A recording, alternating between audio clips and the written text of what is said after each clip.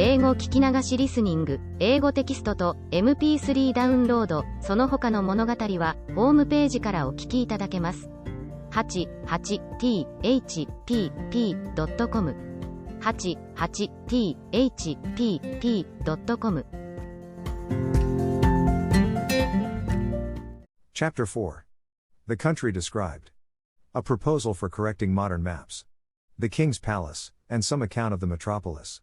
The Author's Way of Traveling. The Chief Temple Described. I now intend to give the reader a short description of this country, as far as I traveled in it, which was not above 2,000 miles round Lor Brolgrud, the metropolis. For the Queen, whom I always attended, never went farther when she accompanied the King in his progresses, and there stayed till His Majesty returned from viewing his frontiers. The whole extent of this prince's dominions reaches about 6,000 miles in length, and from 3 to 5 in breadth, whence I cannot but conclude, that our geographers of Europe are in a great error, by supposing nothing but sea between Japan and California, for it was ever my opinion, that there must be a balance of earth to counterpoise the great continent of Tartary, and therefore they ought to correct their maps and charts, by joining this vast tract of land to the northwest parts of America, wherein I shall be ready to lend them my assistance. The kingdom is a peninsula, terminated to the northeast by a ridge of mountains 30 miles high, which are altogether impassable, by reason of the volcanoes upon the tops, neither do the most learned know what sort of mortals inhabit beyond those mountains, or whether they be inhabited at all. On the 3 other sides, it is bounded by the ocean. There is not one seaport in the whole kingdom, and those parts of the coasts into which the rivers issue, are so full of pointed rocks, and the sea generally so rough, that there is no venturing with the smallest of their boats, so that these people are wholly excluded from any commerce with the rest of the world. But the large rivers are full of vessels, and abound with excellent fish, for they seldom get any from the sea, because the sea fish are of the same size with those in Europe, and consequently not worth catching, whereby it is manifest, that nature, in the production of plants and animals of so extraordinary a bulk, is wholly confined to this continent, of which I leave the reasons to be determined by philosophers. However, now and then they take a whale that happens to be dashed against the rocks, which the common people feed on heartily. These whales I have known so large, that a man could hardly carry one upon his shoulders, and sometimes, for curiosity, they are brought in hampers to Lor Brolgrud. I saw one of them in a dish at the king's table, which passed for a rarity, but I did not observe he was fond of it, for I think, indeed, the bigness disgusted him, although I have seen one somewhat larger in Greenland. The country is well inhabited, for it contains 51 cities, near 100 walled towns, and a great number of villages. To satisfy my curious reader, it may be sufficient to describe Lor Brolgrud. This city stands upon almost 2 equal parts, on each side the river that passes through. It contains above 80,000 houses, and about 600,000 inhabitants.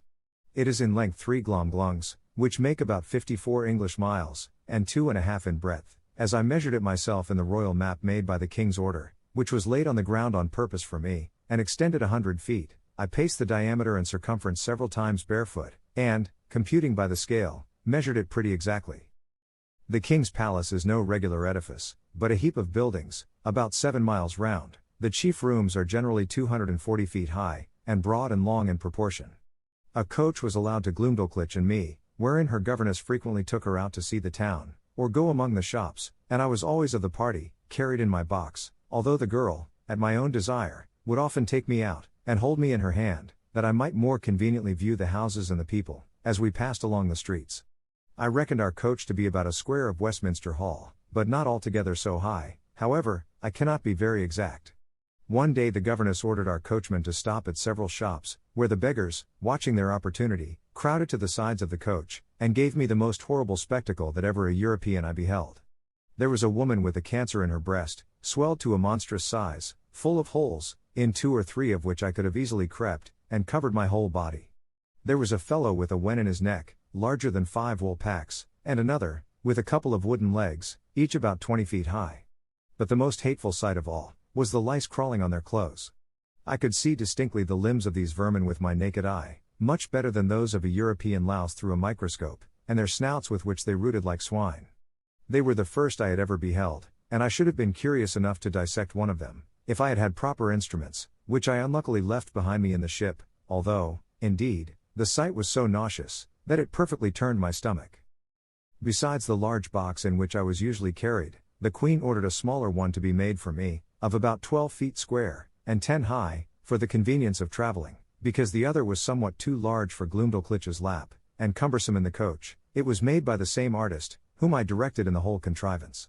This traveling closet was an exact square, with a window in the middle of 3 of the squares, and each window was latticed with iron wire on the outside, to prevent accidents in long journeys.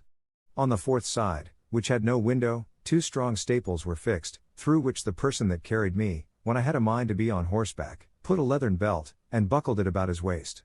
This was always the office of some grave trusty servant, in whom I could confide, whether I attended the king and queen in their progresses, or were disposed to see the gardens, or pay a visit to some great lady or minister of state in the court, when Glumdalclitch happened to be out of order, for I soon began to be known and esteemed among the greatest officers, I suppose more upon account of their majesties' favour, than any merit of my own.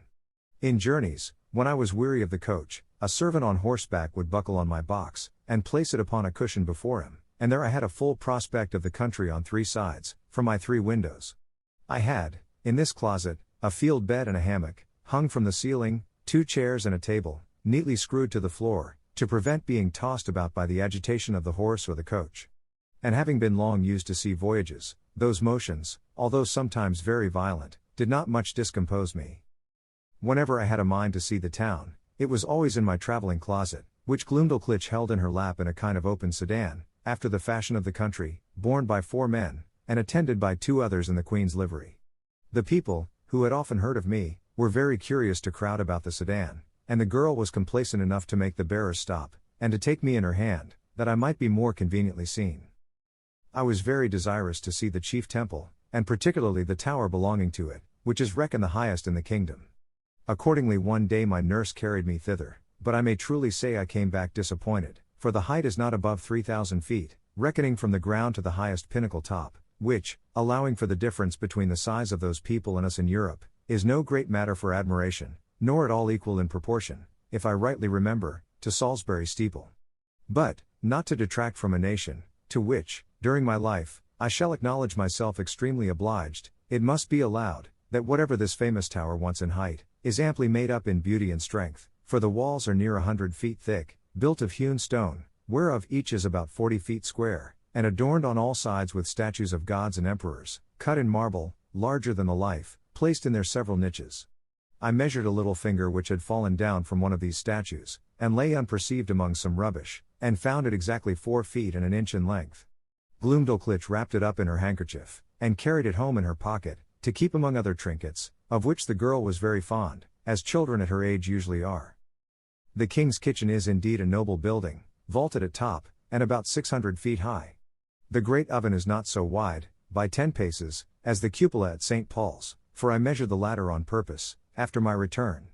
But if I should describe the kitchen grate, the prodigious pots and kettles, the joints of meat turning on the spits, with many other particulars, perhaps I should be hardly believed, at least a severe critic would be apt to think I enlarged a little, as travellers are often suspected to do.